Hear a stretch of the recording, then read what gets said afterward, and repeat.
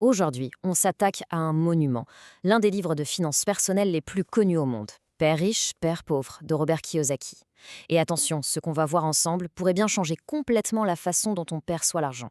Allez, on entre direct dans le vif du sujet avec la question qui est au cœur du livre. Ça paraît complètement contre-intuitif, non? Comment ça, les riches ne travaillent pas pour l'argent? Pour comprendre cette idée un peu folle, Kiyosaki nous ramène à ses 9 ans. Imaginez la scène. Le petit Robert et son copain Mike trouvent leur tout premier job. La mission, dépoussiérer des boîtes de conserve dans une petite épicerie. Le salaire, 10 misérables centimes de l'heure. Au bout de quelques samedis, Robert n'en peut plus. Il a l'impression d'être un esclave, de se tuer à la tâche pour une somme ridicule. Et c'est là que tout bascule. Le père de son ami Mike, son père riche, lui explique le piège. Le vrai problème, c'est pas le salaire en soi. C'est le cycle infernal dans lequel la plupart des gens sont enfermés. Un cycle qui tourne grâce à deux moteurs très puissants, la peur et l'avidité. Et ce cycle, il a un nom, la rat race, la course de rats. On connaît tous le principe, pas vrai? On trouve un job, on touche un salaire, super. On dépense cet argent et là, forcément, il en faut plus, alors on bosse plus dur, on obtient une promotion. Mais bizarrement, les dépenses, elles aussi, elles grimpent. C'est comme une roue de hamster géante, impossible de s'arrêter de courir. Ok, mais alors comment on s'en sort? Comment on descend de cette roue infernale? Eh bien, le père riche donne une clé. Et attention, c'est sans doute la notion la plus importante de tout le bouquin. La différence fondamentale entre deux choses. Et cette distinction, elle est d'une simplicité presque déroutante. Un actif, c'est quelque chose qui met de l'argent dans la poche. Un passif, c'est quelque chose qui retire de l'argent de la poche. Point. C'est la règle numéro 1. Le problème, et c'est un énorme problème, c'est que la plupart des gens passent leur vie à acheter des passifs en croyant dur comme fer que ce sont des actifs. Regardons comment ça se traduit concrètement. Pour la plupart des gens, la principale source de revenus, c'est le salaire. Et cet argent, hop, il repart presque aussitôt dans les dépenses, les factures et l'achat de passifs. Chez les riches, le schéma est inverse. L'essentiel de leurs revenus provient de leur colonne d'actifs. Et que font-ils avec cet argent? Ils achètent encore plus d'actifs. C'est un cercle vertueux qui s'auto-alimente. Et là, on arrive à l'exemple qui fait souvent grincer des dents. On l'a tous entendu 1000 fois. Achète ta maison, c'est le meilleur investissement, c'est ton principal actif. Eh bien, Kiyosaki, lui, il balance un énorme pavé dans la mare et il nous dit de faire attention à cette idée reçue. Si on applique la définition toute simple de tout à l'heure, la question est-ce que sa résidence principale met de l'argent dans sa poche tous les mois? La réponse est non. Entre le crédit à rembourser, les impôts fonciers, les frais d'entretien, elle en retire. Selon la logique de Kiyosaki, c'est donc un passif. L'actif, ce serait la même maison si elle était mise en location et générait un loyer supérieur à toutes ses charges. Une fois qu'on a bien saisi cette différence cruciale entre actif et passif, la stratégie devient assez logique. Pour s'enrichir, il faut se concentrer sur une seule chose, construire sa propre colonne d'actifs. En d'autres termes, il faut s'occuper de ses propres affaires.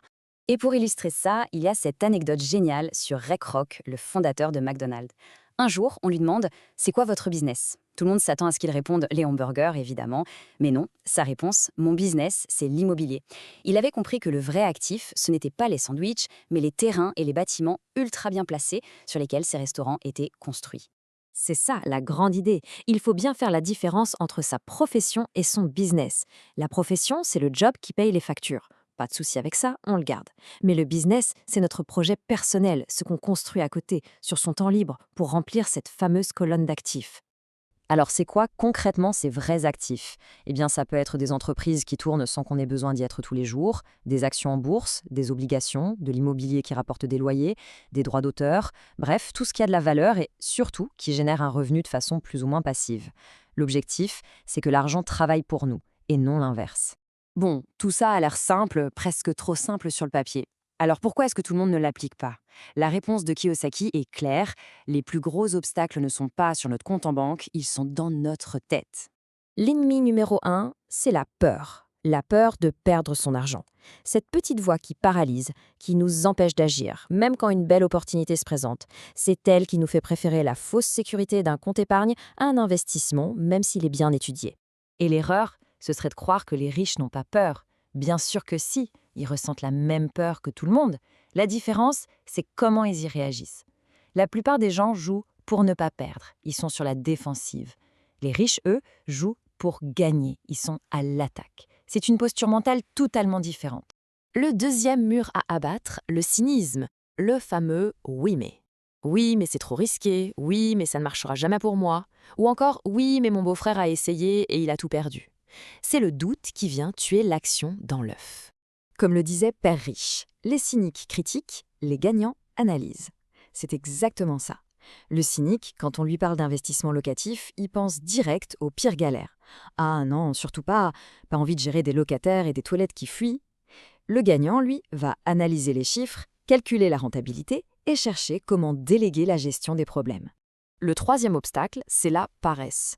Mais attention, c'est une paresse un peu sournoise, c'est celle qui adore se déguiser en « je suis trop occupé » ou « je n'ai pas le temps ». En réalité, c'est souvent une excuse pour ne pas affronter un sujet qui nous fait un peu peur ou qu'on ne maîtrise pas, comme les finances. Et pour contrer ça, il propose un exercice mental tout simple mais super puissant.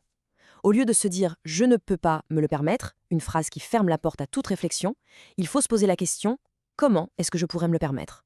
La première phrase est un point final, la deuxième est un point de départ. Ça force le cerveau à devenir créatif et à chercher des solutions. On arrive à la dernière grande idée et elle boucle un peu la boucle. Si notre esprit est notre plus grand atout, alors l'objectif principal d'un travail ne devrait peut-être pas être l'argent en lui-même, mais plutôt l'apprentissage. L'histoire qu'il raconte sur une journaliste est parfaite pour ça. C'est une femme hyper douée, qui écrit des romans formidables, mais qui ne vend rien. Kiyosaki lui conseille alors de prendre un cours de vente. Sa réaction, elle est outrée, offensée. Elle, une intellectuelle, apprendre à vendre, jamais. Elle n'a pas compris qu'il lui manquait juste cette seule compétence pour passer de bonne écrivaine à auteure à succès. Parfois, la réussite ne tient qu'à une seule compétence qu'on refuse d'acquérir. Finalement, le message de fond de Père riche, Père pauvre, c'est que l'actif numéro 1, celui qui peut créer tous les autres, c'est notre esprit. La vraie richesse, ce n'est pas d'avoir des millions sur un compte, c'est d'avoir l'intelligence financière qui permet de les générer. C'est cette capacité à voir les opportunités, à comprendre les règles du jeu de l'argent et à le mettre à notre service. Ce qui pose une dernière question, et c'est peut-être la plus importante au fond. Si la connaissance est notre plus grande richesse, alors quelle est la prochaine compétence, la prochaine chose à apprendre, qui pourrait tout changer pour nous? La réponse, bien sûr, est personnelle, mais la question, elle, nous concerne tous.